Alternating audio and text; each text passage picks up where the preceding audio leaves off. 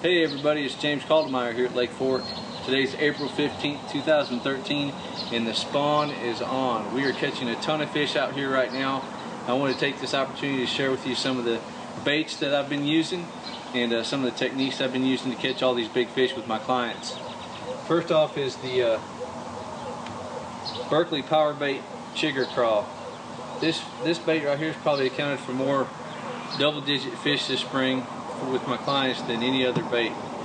I'm just rigging it Texas style with a quarter or 3/8 ounce weight, depending on the wind, and a 4 or 5/0 hook. It's the 4-inch version. This happens to be green pumpkin. The darker colors have been doing best, whether it be black or blue, green pumpkin, June bug, anything like that. But these fish are spawning a lot on these trees, and being able to have a bait that you can flip up close to the trees and put it in their nests where they're spawning around those tree roots is the main thing. So the Chigger Craw is always a winner out here. I've been catching a lot of big fish on it. Another great one that I'm excited about that we've been using and catching a lot of fish too is the new Powerbait Rib Snake. It's a rib design with a straight tail, and it's got a lot of action. You can rig it weightless and just throw it and dead stick it and let it sit in those spawning areas and just fish it kind of like you would a fluke or a Senko, and catch a ton of fish. I've also been rigging it on a shaky head when it gets windy. Been using the shaky head a lot to do the same thing presentation wise with the that we're using the Chigger Craw and the Texas rig for. But this bait, like I say, has a lot more action, and you can actually leave it in one spot and just shake it, and the tail, you can see, just has a ton of action. So this has been an awesome bait. I'm excited about it. I just got some not too long ago, and we're using it out here and catching a ton of fish on that too. The other one I've been using is the drop shot. A lot of the days that we get that there's not a lot of wind, or it's kind of calm, bluebird, sunny days, and the water's not moving a lot, the fish have been a little bit finicky even though it's spawning time. You can catch them sight fishing as well, but another great technique I've been using to get around them and catch a lot of fish is the drop shot. I've been using the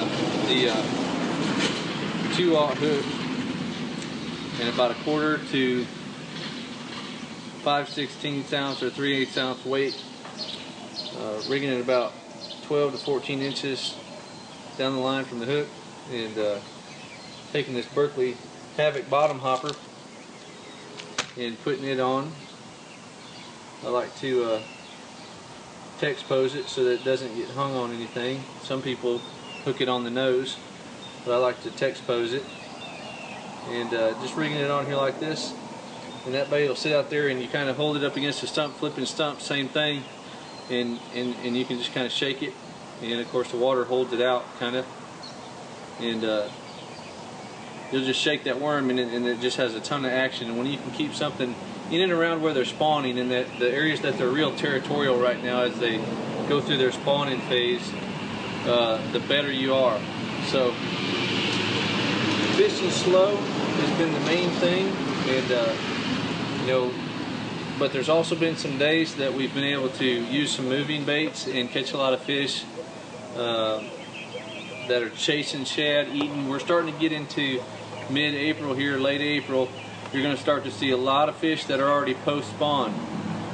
You've got some pre-spawners as well too.